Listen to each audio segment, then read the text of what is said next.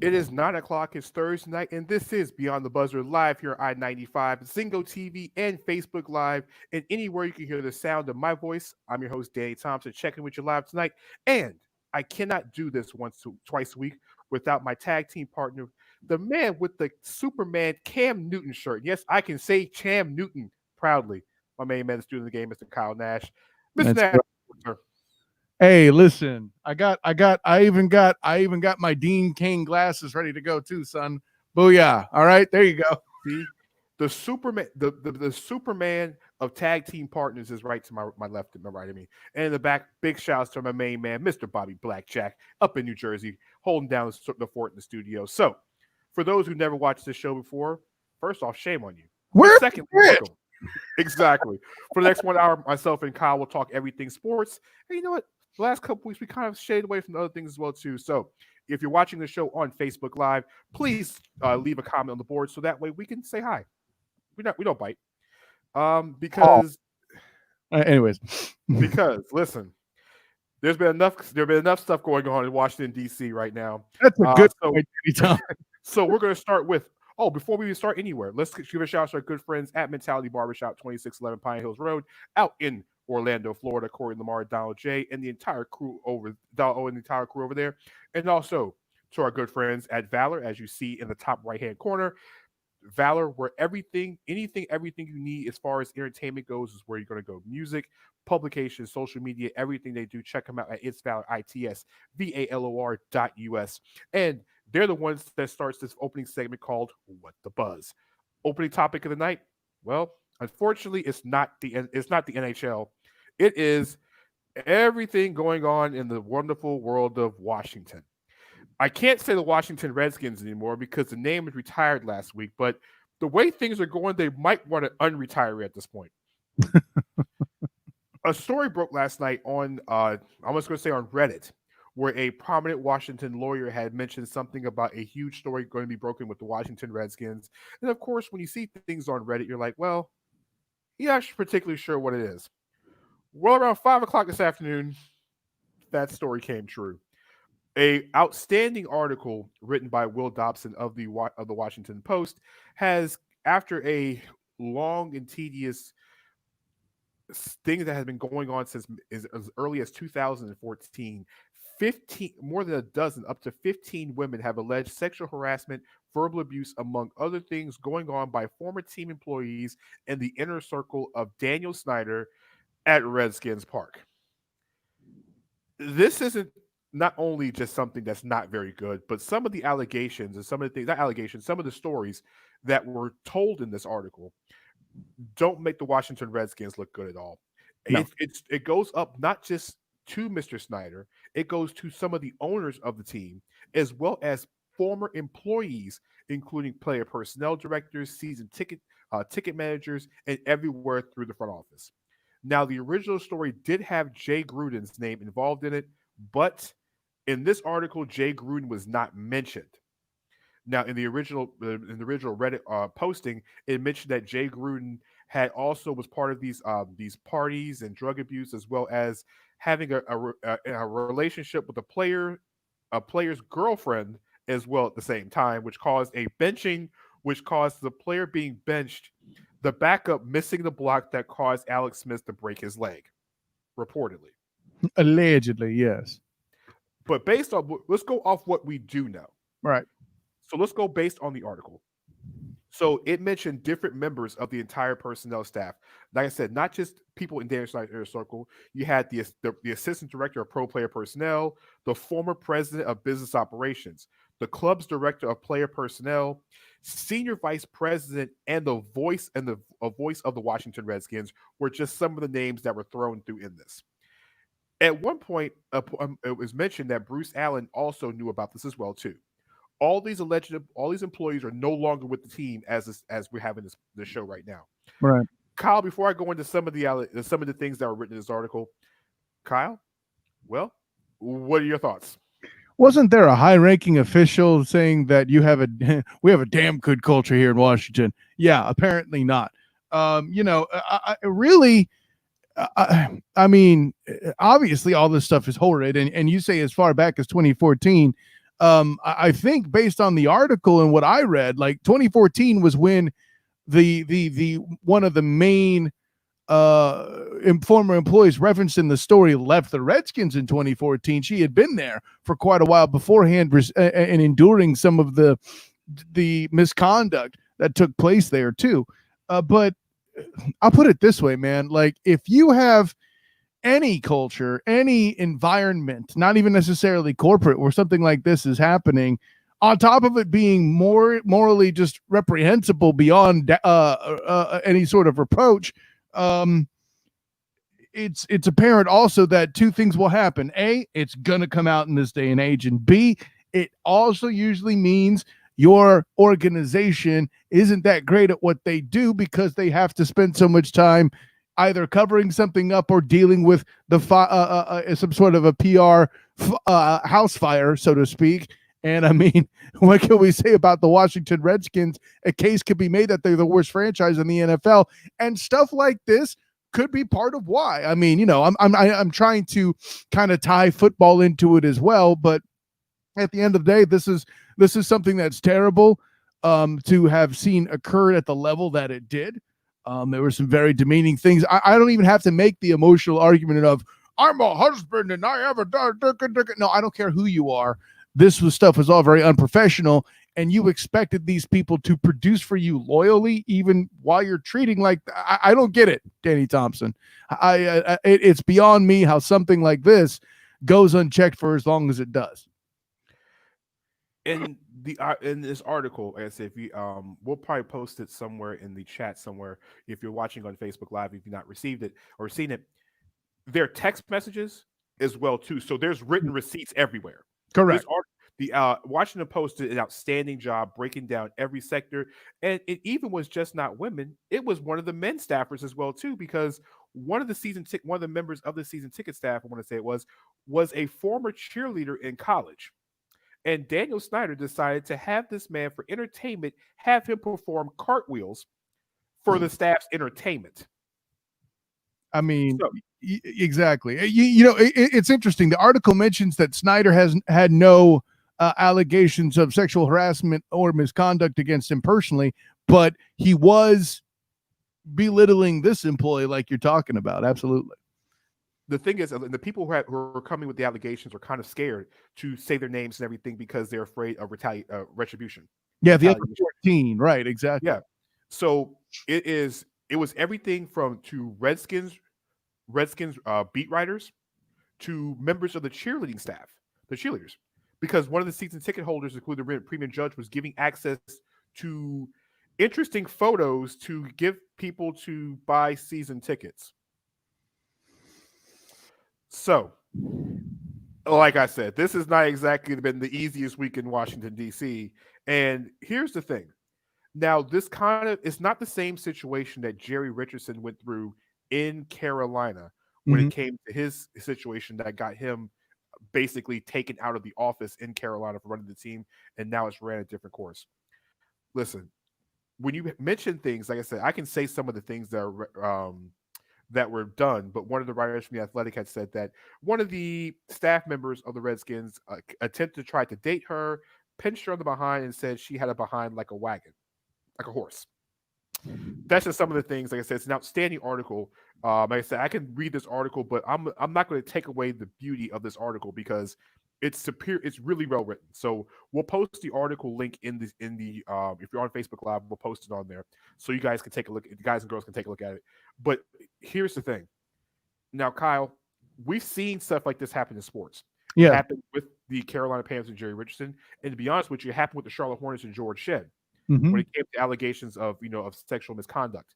Now, in George Shenn's case, he got out of Charlotte and moved the team to New Orleans. In Jerry Richardson's case, he's no longer the owner. We saw what happened with Donald Sterling in a different situation out with the LA Clippers.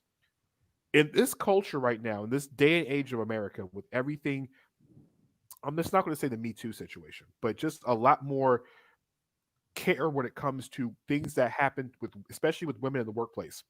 Where something that's gone on this long, especially when the owner knows about this, in most cases, is it time for upheaval and removal of Mr. Snyder as the owner of the Washington Redskins at this point?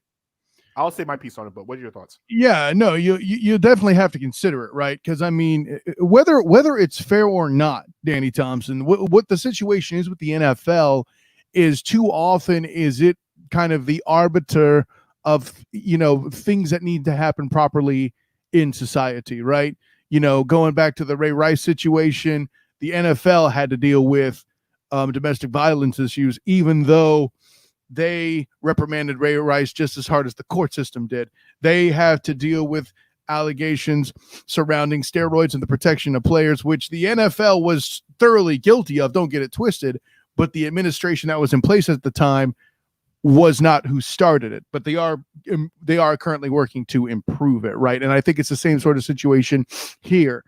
Fair or not, the NFL is a place where fans look and claim outrage, right? So I think this is another situation where, and I can definitely argue rightfully so, I'm not here to say it's a bad thing, but whether you like it or not, the NFL has become too much of a shed, so to speak, for kind of a moral compass. Fair or not, again, it's fan outrage that kind of makes the NFL adjust. They answer to the fans, which, whether that's good or bad, again, is a whole other conversation. That's not the topic I'm trying to broach. But at the end of the day, with all of that being true, I don't think the fans would want Snyder at this point to retain ownership of the Washington franchise, right? The whole name change thing already made him look bad enough.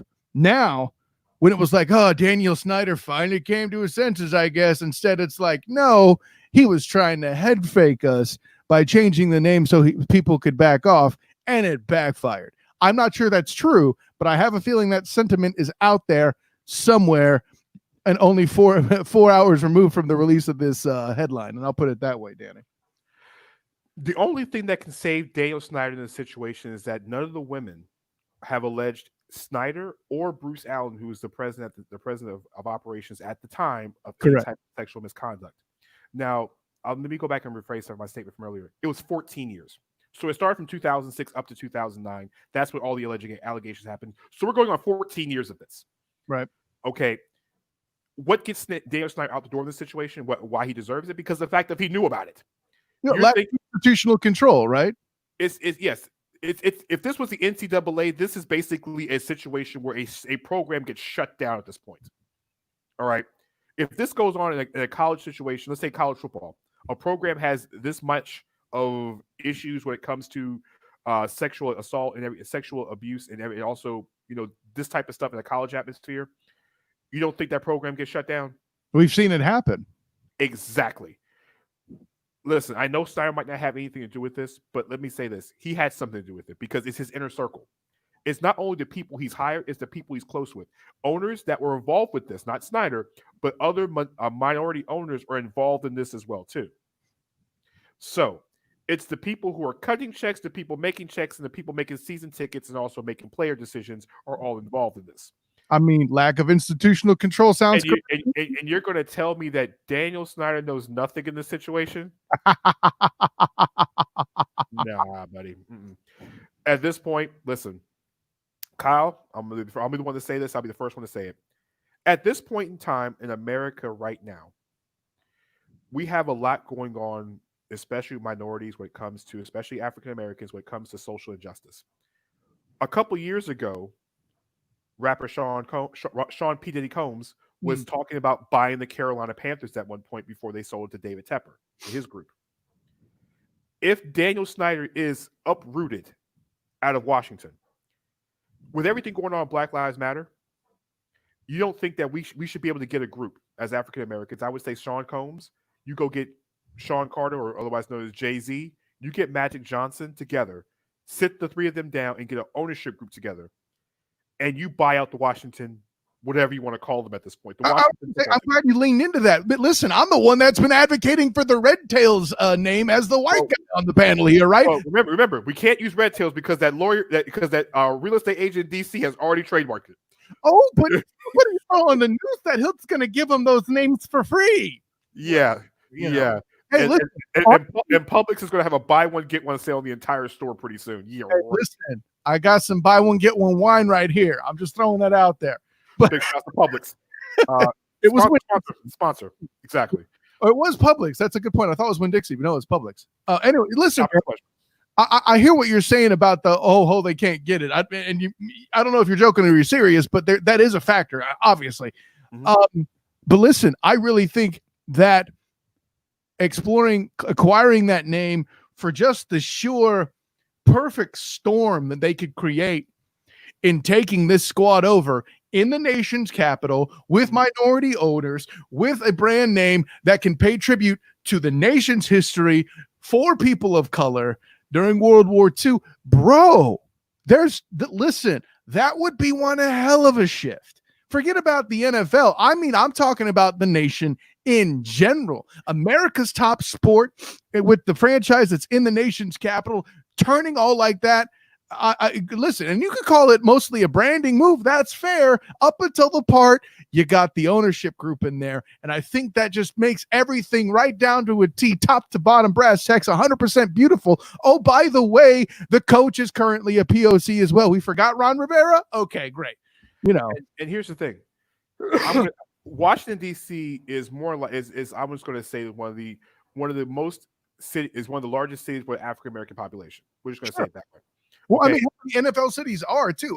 Not to sidetrack you, but it might be the largest population based upon number of people by the entire county itself. So when I say the number of African Americans by the actual number of people, because remember DC only was so big, but you mean per capita, right? Yeah, per capita. Listen, it'd be the perfect storm to have I was going to say it's a black ownership group. Yeah, there is not one in the NFL. There's not one.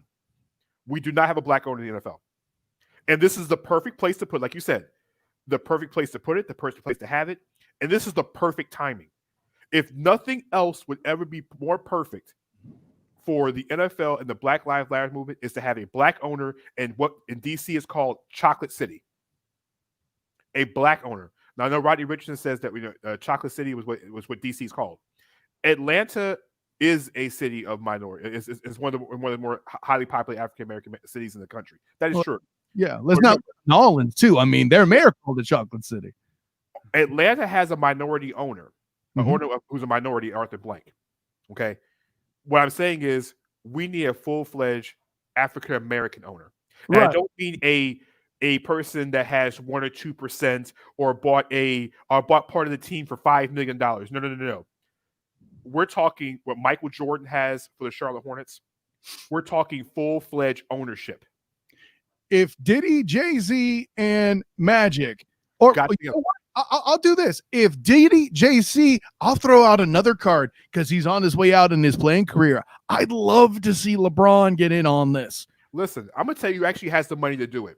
I'm not sure if he's interested in doing it, but Byron Allen has the money to do this. Okay. You're not wrong. For those who don't know Byron Allen is the man that bought the Weather Channel. Okay? All right. A black man owns the Weather Channel. That's all I'm going to tell you. Your 5-day forecast is owned by a black man. All right. And all that great wonderful jazz that comes with it. Byron Allen has a lot more money than people think. This man has taken on the Supreme Court about cable channels.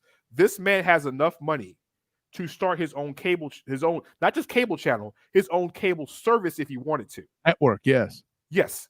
He has the credibility, he has the capital, and he can get owners in. He can get people to go on board with this.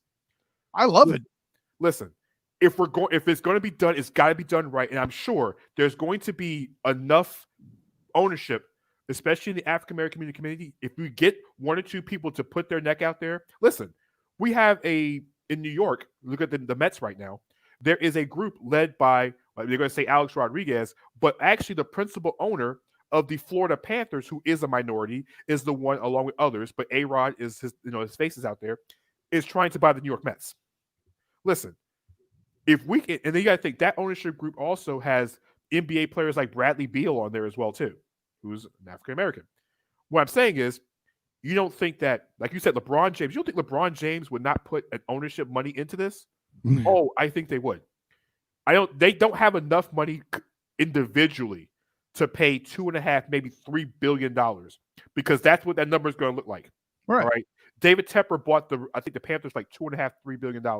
I'm sure the Washington team can't say the Redskins, the team in DC is going to go, especially with that stadium, even though they're trying to get a new one. I'm going to say 3.5, maybe 4 billion, because you never get the actual Forbes value. You always pay more than that. What do we have a number on the Forbes? Forbes value for the Skins? I don't know. Bobby, I don't know if that's something you can hit in the background there, the Forbes value of the Redskins, but I seriously doubt it would be 4 billion. Because remember, if you're buying the stadium as well too. True, and that's a good point. I mean, if it's a situation, well, I don't know enough about whether or not the city owns the stadium versus the team. There's another factor there too. But remember, Washington, the Redskins do not play in DC.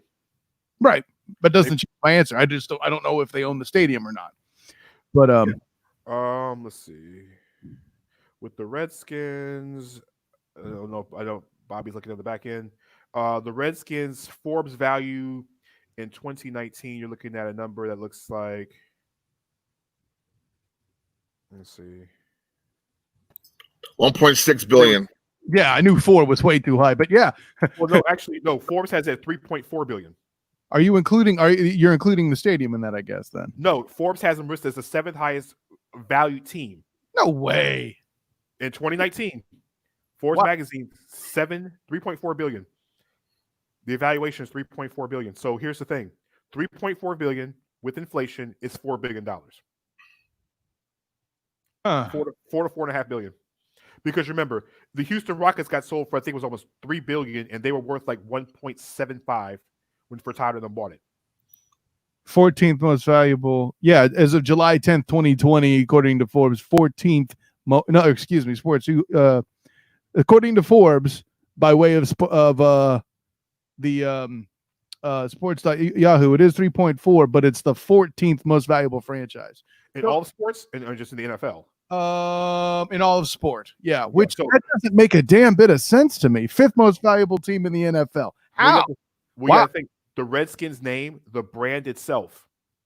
It's the brand itself. People, if you walk around anywhere, people know the Washington Redskins. Well, see, that's the thing. That brand doesn't exist anymore. Does it? People know the Washington Redskins because they haven't won in a long time. Doesn't mean they like. I don't know. See, that's the other thing. I don't know what the value of the franchise is with the brand changing. I don't know if that brings it down. Listen, that depending on the name change, it might increase the value.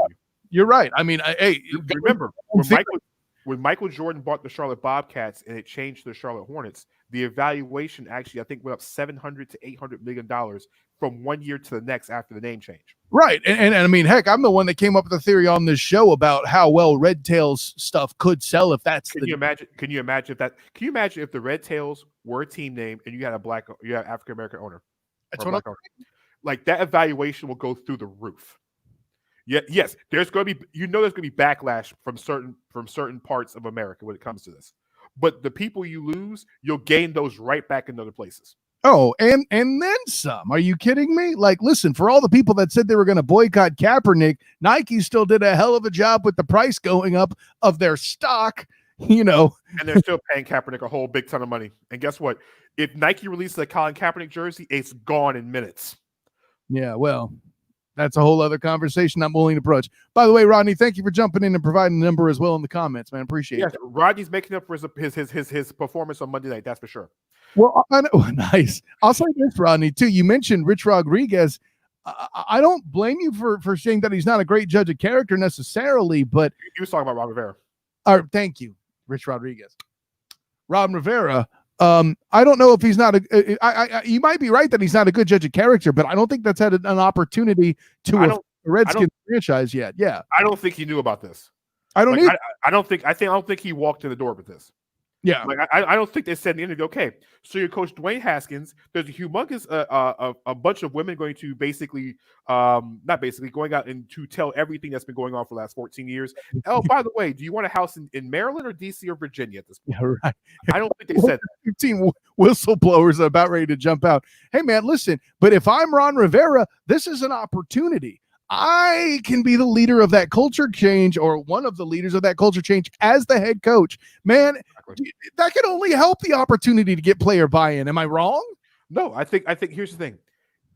If it's done correctly, If Snyder is removed, in my humble opinion, he's got to go at this point. I agree. Hi, Precious. He's got to go. Hey, Precious. He's got to go easily. That at this point there is. Listen, it's 14 years. Right. This wasn't one. This was over 14 years. And there's, I think, there's 15 people involved in this, and that's 15 people that we know about at this point. Who knows where it would have been? Right. And it's all different. And not to mention, if it was like one person or maybe two people involved in this, then you could uproot them. But when it's an organizational thing, it's all up and down the organization. Yeah.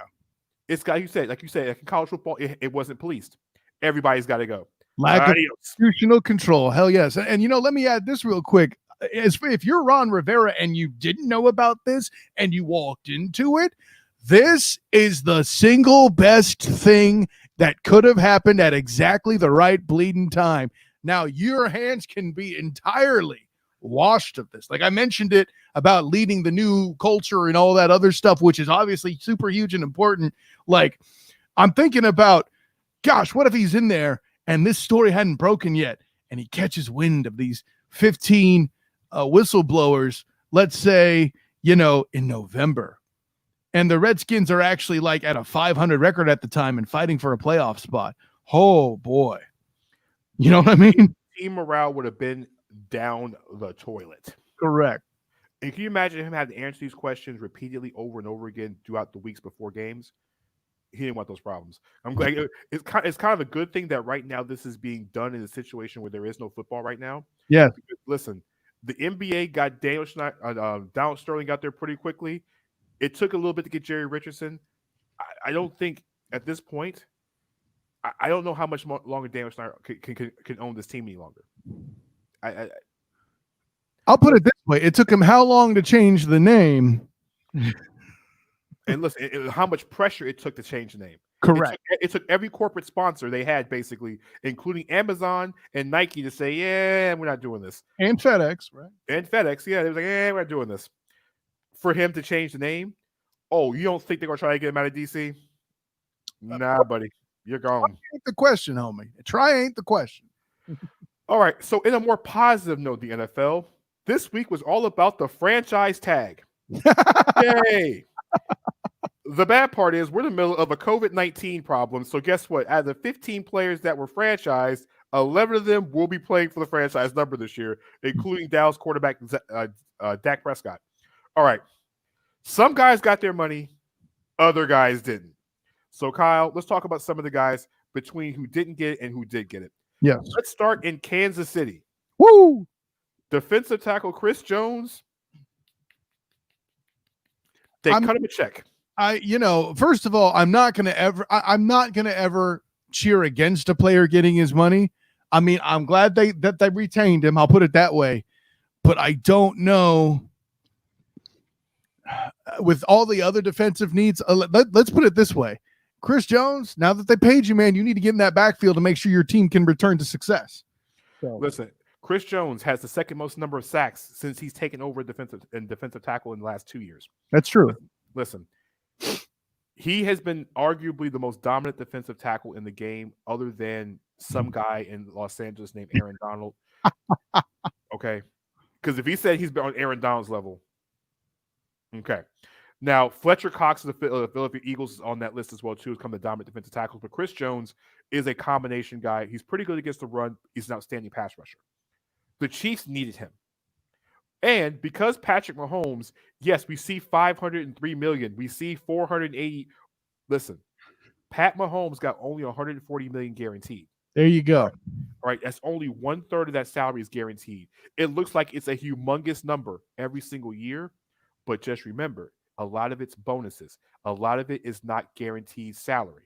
Okay, so he has to make the roster. If it goes bad, they can get rid of him pretty early.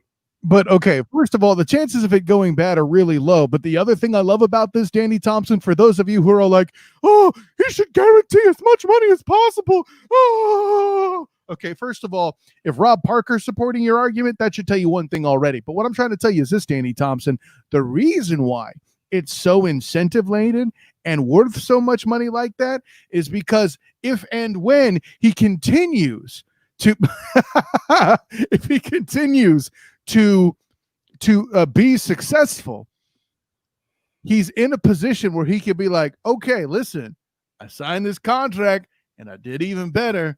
You know, you want to extend me because you want me to die a Chief for life, provided they don't change that name. All you got to do is turn some of that money into guaranteed, and I'll go away. And what are you going to do? Say no? Please.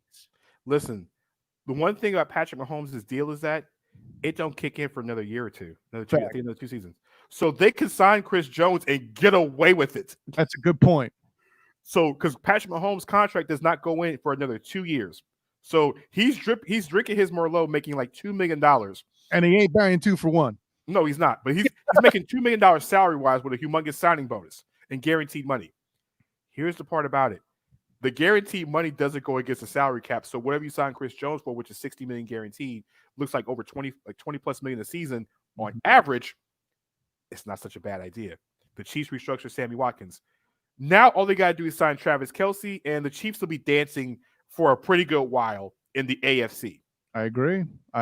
Once they sign Travis Kelce, it's over. Chris Jones, 4 years, $85 million, $60 million guaranteed. Let's go into Derrick Henry. Derrick Henry got the franchise tag. The only thing about Derrick Henry is that, listen, Derrick Henry has been arguably the best running back in the NFL over the last 2 seasons. The problem is Derrick Henry's taken more hits than any other running back in the last 2 seasons, and he's taken a lot more hits going back to high school. Yeah. I think he's, 27 years old, and NFL running backs don't have a long shelf life. I mean, what I think what the ownership sees is 3 more years, if that. Right? John Alexander, Larry Johnson, Curtis Martin. I could go on. Curtis Martin played forever, it seemed like, though. Derrick Henry, 4 years at $50 million, $25.5 million guaranteed. Listen, he got his money. All right. Now, don't say, is Derrick going to produce? I'm not worried about Derrick Henry producing, okay? Unless Ryan Tannehill goes back to reverse Ryan Tannehill and he starts playing like they did at the end of his Dolphin days. Hold up. I'm going to let you do that. You're sounding just as ignorant as a Dolphin fan when you say that. What's one thing the Titans don't have that the Dolphins did? A butt ton of O-line injuries, son. That's what I'm saying. You keep Tannehill protected. Travis Henry's going to be Travis Henry. You're right. I'm not worried, at least not for the first 2 years. But if Tannehill's protected, listen, I'm not telling you they're going to go anywhere because the defense, in my opinion, isn't good enough, okay? And not to mention their division isn't an easy one anymore, okay? But they're going to make it back to the playoffs, especially with another spot being added in, right? I mean, yeah. I mean, they as long as Derrick Henry is healthy and they can run the football and Tannehill doesn't make too many mistakes, right? They should be a playoff team, especially with that defense. All right, Kyle, quickly, let's go over the players that are now playing under the franchise tag. And I'm going to ask you, was it the right move? Should the team have extended them? Okay. We'll start with Tampa Bay. Linebacker who is asking for defensive end money because it's a $2 million difference, Shaq Barrett. Shaq Barrett could have been paid. Yeah, I'm somebody who thinks he should be paid. And I have a feeling that if the Brady experiment fails, he will be. All right. Arizona and Kenyon Drake. Man, listen, I'm a Kenyon Drake guy, but 1 year does not a battle make. That being said, I'd at least given him a multi-year deal to take a little bit less of a cap hit from him for that. I could go either way. I think he's good enough to be re-signed. But the problem is he's given up a lot of time in his career to the Dolphins already, not being respected enough, all that other jazz. That offense, I'll put it this way, with all that weapons that offense now has, he's not the most important one. But I'll say this here definitively. When Larry Fitzgerald retires, I should say if Larry Fitzgerald retires going into the 2021 season, assuming we have a 2020 season, I have every reason to believe that they'll get him his money at that time. Okay, so Shaq Barrett's playing for $15.8 million. If they give him the defensive end money, it's almost 17.8. Kenyon Drake was hit with the transition tag, so he's making $8.5 million this season, which is high for a running back. Let's call that what it is. Bud Dupree is in the same boat as Shaq Barrett. He's asking for defensive end money. Should the Steelers have extended him? with TJ Watt also waiting for an extension as well too. The answer is hell no. TJ Watt at this point in time is far more important to that team, in my opinion, than Bud Dupree. And you want to try to get paid more than him. Not going to happen. The Cincinnati Bengals and the wide receiver AJ Green. I mean, granted, he's getting up there in years, but this is a guy who got Andy Dalton to produce. Okay. The problem is he's ending up injured a lot. I would have liked to see them do something to at least keep him there long enough to get to Joe Burrow's second or third year. But yeah, I can also see it's a receiver. That's the problem, right? 23 missed games over the last 2 years. Exactly. That's tough. His franchise tag is $17.9 million. Minnesota Vikings safety Anthony Harris, undrafted rookie. Should he have gotten a long-term extension, or should he play for the 1-year franchise? What would you have done for your Minnesota? I would have franchised him. There's too many other guys on that defense far more important than him. And oh, by the way, they also have to try to pay off Kirk Cousins with that stupid deal. As it stands right now, they had to part with Stephon Diggs, which is also a factor money wise, and they need to do something to try to fill some of the gap that they lost there. I'll put it this way: he's not the best defensive player on that team, and they're going to be working harder to keep other guys in the future. Everson Griffin's gone on defense as well too. They're starting 2 brand new corners, but UCF's Mike Hughes will be starting at corner this year. Oh yeah, I think he'll deliver, man. He's been good there. Anthony Harris's franchise tag is $11.4 million. The LA Chargers and Hunter Henry, they franchised him at $10.6 million. Would you have given him the extension or let him play with the 1-year franchise? You know, I got to tell you, the Hunter Henry thing is tough. The reason why they didn't is Mike Mayock has proven that he's not a GM. He owns a flea market. So you know, from a business standpoint, I could see why not, especially if they're serious about trying to blow the team up basically after the season with Derek Carr and perhaps putting themselves in the contest for the Clemson kid. But remember, we're talking about Hunter Henry of the LA Chargers. Oh, I'm sorry. You said LA. You didn't say Chargers. Of course, duh. At any rate, no, they need to franchise him too. They're still trying to figure out the whole situation with the quarterback there too. Actually, my answer is not all that different. It's just a different set of colors. I think this is interesting. When Hunter Henry's coming off a season getting the injury, 10.4 million, prove it. He was putting up numbers before he got hurt, though. One of the better young tight ends in the league. Prove it is the correct answer there. I think we're saying the same thing. Interesting player, Baltimore Ravens and Matthew Judon, linebacker. You know, you can't help but think. See, that's interesting, man. I don't know what to make of because listen, the whole reason why that team's a lot better now is because they're bringing in Calais Campbell. But if you were wanting to leave room to pay him, you would get a deal that's, you know, a little less in the first year and then load it to keep him there after Campbell retires or leaves or whatever. I don't know. I'll put it this way. I would have paid him, but with a smartly done contract. Matthew Judon's making $16.8 million. One thing on his side was he led the Ravens in sacks with 9.5 last year. Yeah. Kind of a hybrid in, kind of like Terrell Suggs. Here's the thing. They added Calais Campbell. I'm not sure they're going to get that money for Judon back. All right. The Jaguars and Yannick Ngakoue. He got the franchise tag and he ain't happy about it. Should we even talk about this one or should we skip this one? I mean, I'm just going to say it. Why didn't you pay him? You let Calais go. You owe it. He didn't want to sign long-term in the first place. True. They couldn't move him. Listen, you have a guy who doesn't want to be there, and he's going to be making $18 million, and he's had 37.5 sacks in the last 4 seasons. They should have just paid him when he had the opportunity. Could have kept him and Calais and Josh Allen together. They need him because Josh Allen's going to need him next season. We've talked about Dak Prescott at length at many times. We both agree. I don't know if I'm paying him $40 million a season. They got to come off that a little bit, but we'll talk about that another night. Here we go. Let's go with some beef on the offensive line. Your favorite position, Washington, the Washington Unknowns, Brandon Sheriff, guard, franchise, $15 million, a guy that can play both guard and tackle. Is it worth the franchise or would you extend him long term? Well, we got Haskins in the backfield. Are there any other options they can get? Is there anybody they're looking at in the draft? If the answer to the last two questions is no, and yes to the answer to the question, are they blocking for Haskins?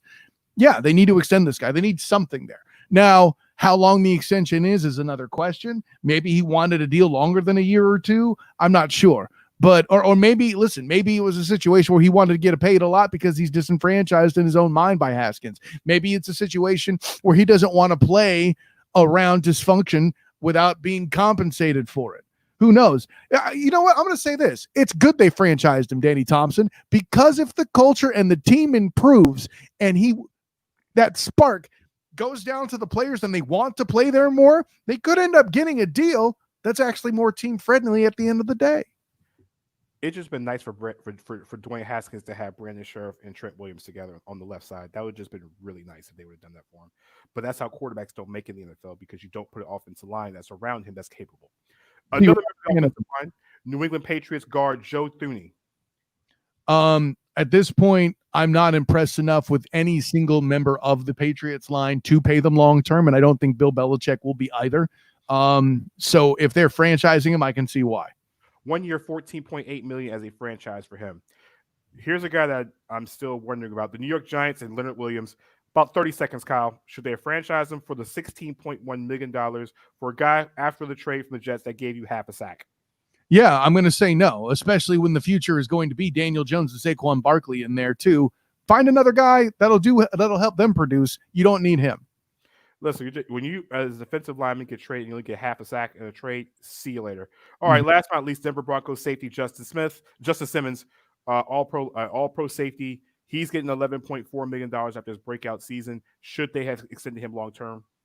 Absolutely. Safeties are too much of a rare commodity, and that defense is not as good up front as they used to be, simply put. All right, so we didn't really get into the NBA, so I'm going to break down the NBA and COVID in about, 5 minutes. All right. Let's have a little fun with this. So, for those who are keeping score at home with COVID, COVID is winning again. Why is COVID winning again? Because COVID hasn't lost. Michael Beasley was sent home yesterday from the Brooklyn Nets, and he will not be on the roster, and they're trying to find somebody to replace him. Have fun with that. Good news for Rockets fans. James Harden has finally shown up, and he's actually practicing. Yay! Russell Westbrook is not going to be there. We don't know when he's showing up. The NBA threw a complete sign of despair because Zion Williamson has left the NBA bubble today. Oh, I was sad about that too, for the record. To go take care of a personal and emergency family matter. Now, it's understandable that, it's a family matter.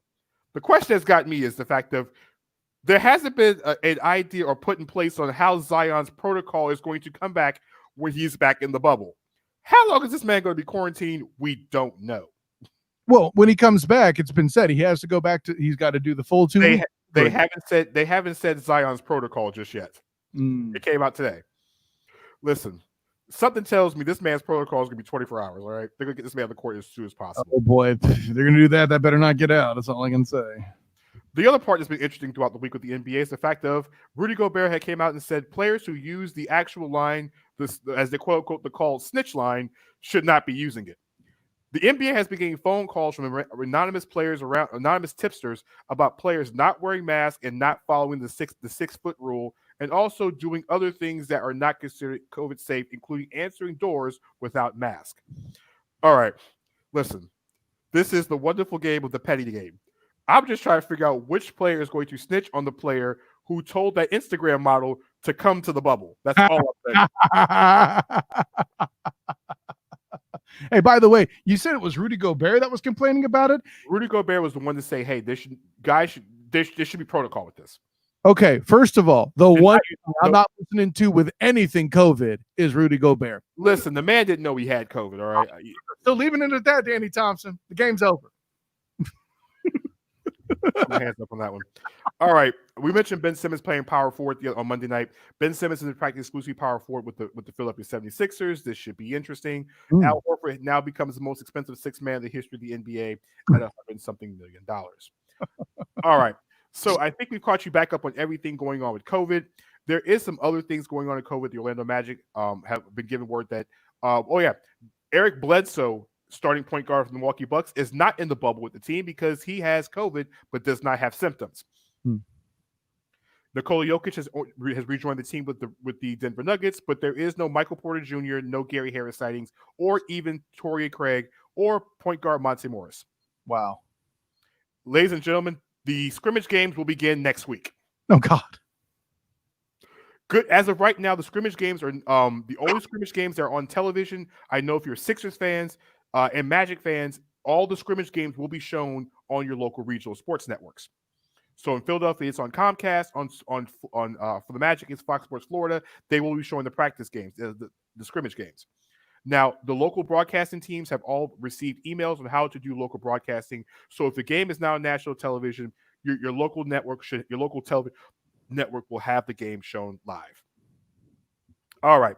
We didn't talk baseball today because it's baseball. Hockey, hey, they're getting it together. Yeah.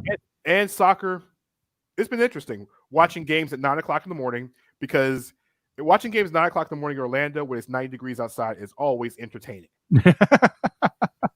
All right.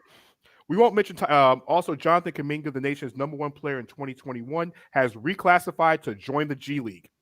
AKA, he just got a $500,000 check to go play in the G League next season.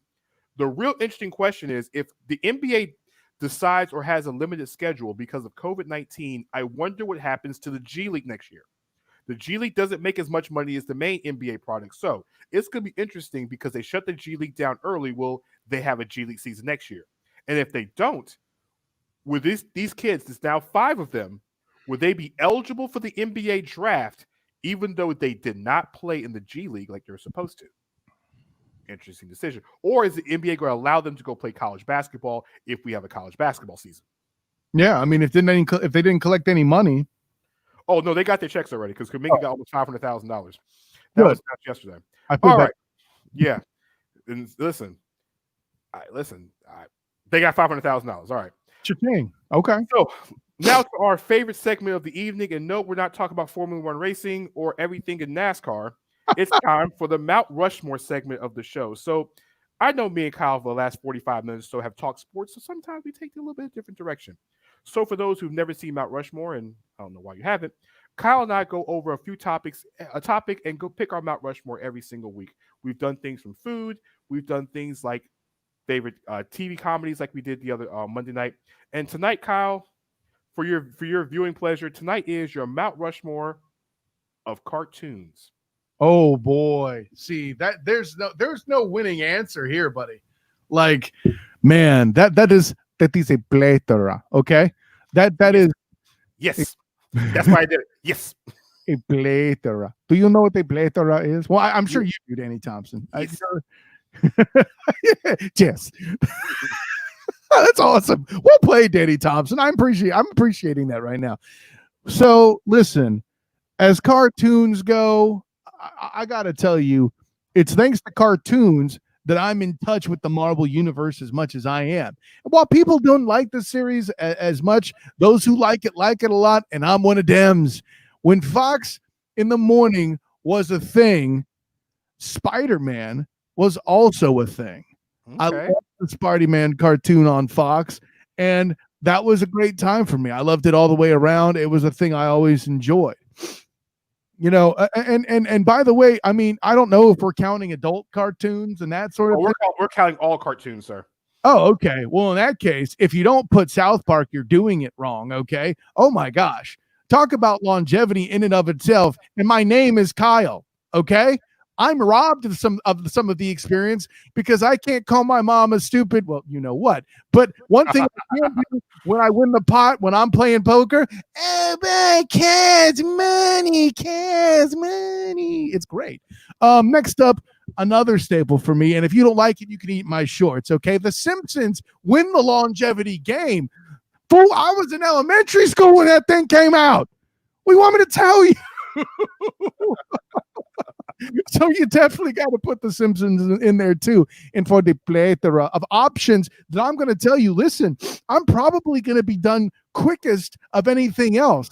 I'm going to put this very simple. You could go a lot of directions. I can claim the power of Grayskull. I can tell you that I'm more than meets the eye. But instead, my final answer comes as a hero on the half shell. Not only has that cartoon been redone done again, done badly by Michael Bay, and then done again because the movie was bad and they wanted to get over it. The Turtles, man, you got to get the Turtles in there. By the way, some of the best side-scrolling fighting video games of all time. Listen, before it was one-on-one, you were taking out an entire Foot Clan with the Teenage Mutant Ninja Turtles. Add me all you want. You're wrong. And doing it on one quarter. All right.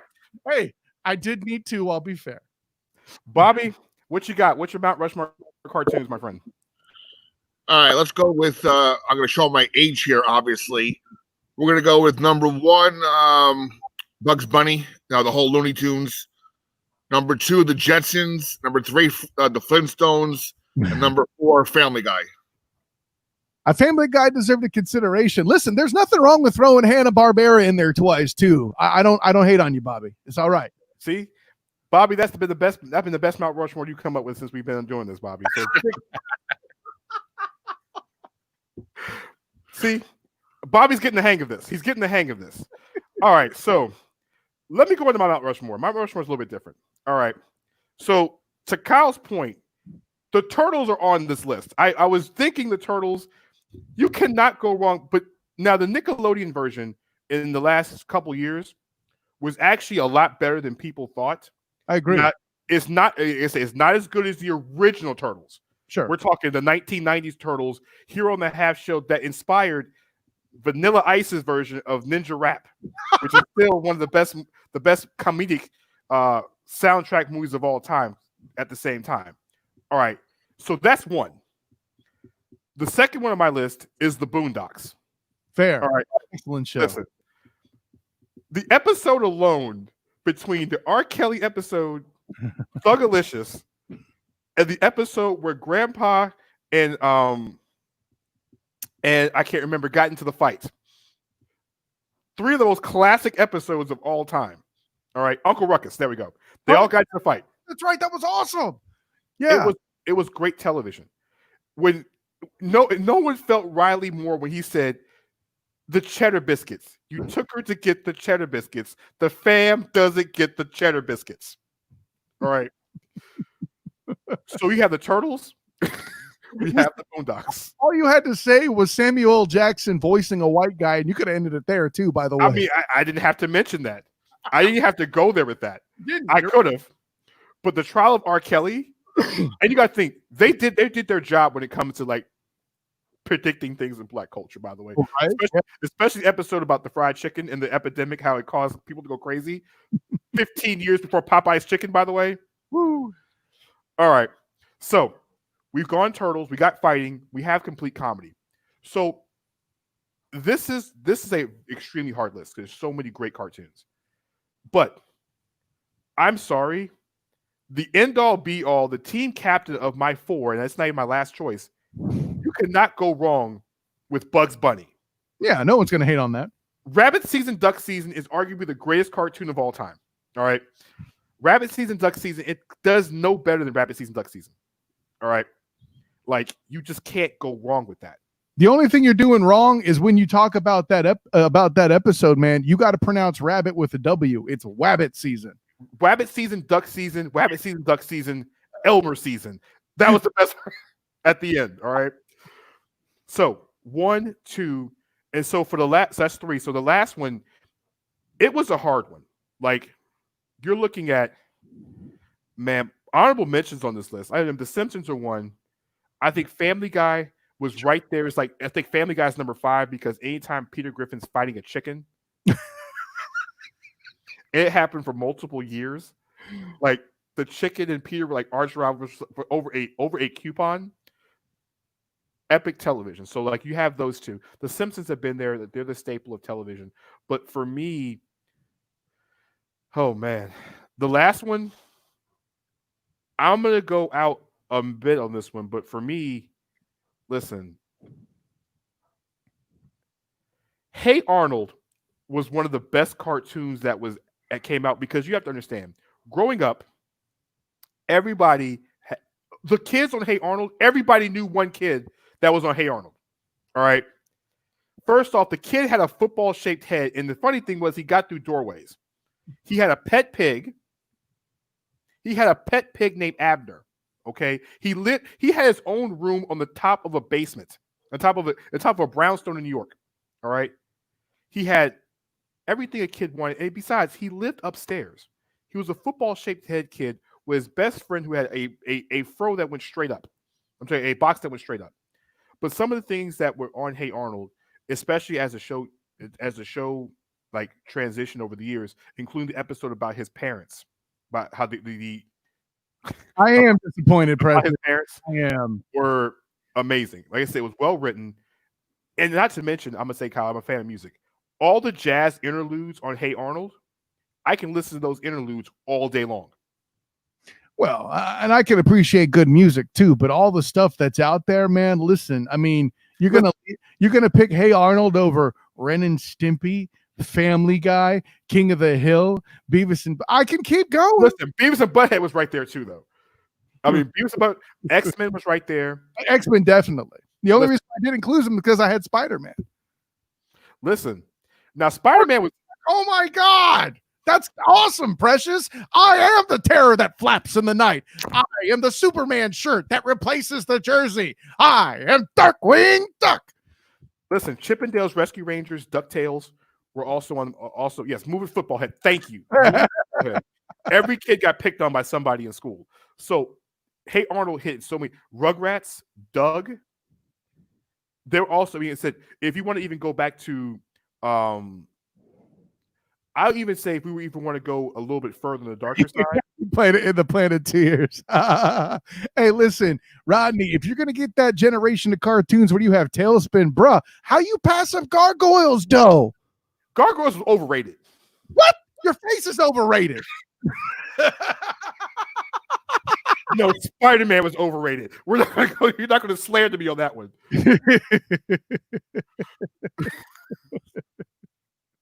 Gargoyles. Gargoyles was a poor man's version of the Turtles, okay? Yeah. I'm wondering why I said it. I said it. If it's even true, why is that bad? Hey, you know, it was a Star Trek, The Next Generation for kids, damn it. Deep Space Nine, sir. I compared to Deep Space Nine. Even though it was next gen, like you had Will Riker, you had Deanna Troi, you know. It was Deep Space Nine to me. The other cartoon that I thought about considering was Tiny Toon Adventures. Oh yeah! Oh my gosh, that's way better than Hey Arnold. I mean, whoa! Don't you do that? Don't you do that, Ricky Bobby? Don't you? If I wanted to be relentless, I would talk about how dumb you are trying to convince me Steve Smith is a system player. But I'm not going to do that to you. Listen, listen. Steve Smith is a system player. For those who don't know, you know what, Kyle? We got 2 minutes. Let's go ahead and do this. For those who didn't watch last night, yes, I went on Battlegrounds on 3-point conversions Battlegrounds, and one of my answer choices last night was about Steve Smith. All right, Kyle. Steve Smith is a system player. I gave him credit for something. Okay. How would you? That was a running team. How can a wide receiver be a system player on a bleeping running team? What are you thinking? Nope. Listen, same reason. Under the same principle, I say Matt Ryan's a Hall of Fame quarterback. Should I continue with that as well, too?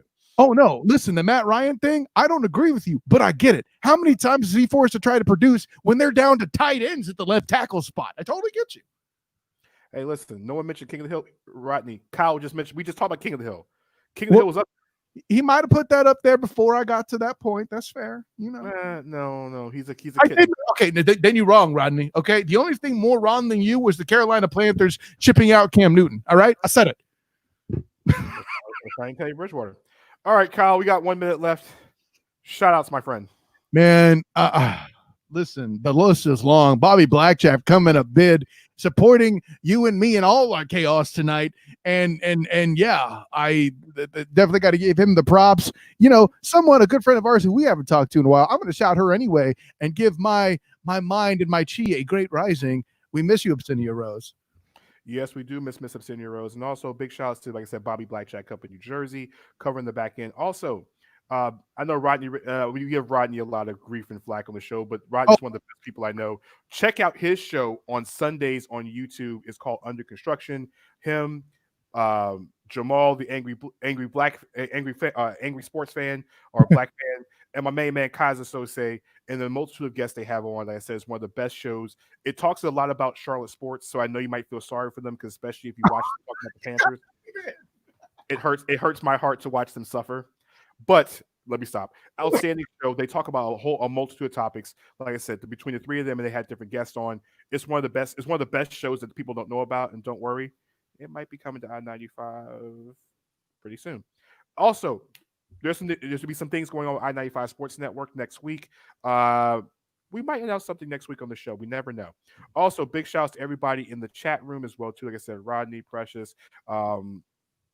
Let's see. Yeah, Rodney Precious in the chat room. Everybody who's likes, shares, and tags the show every single week.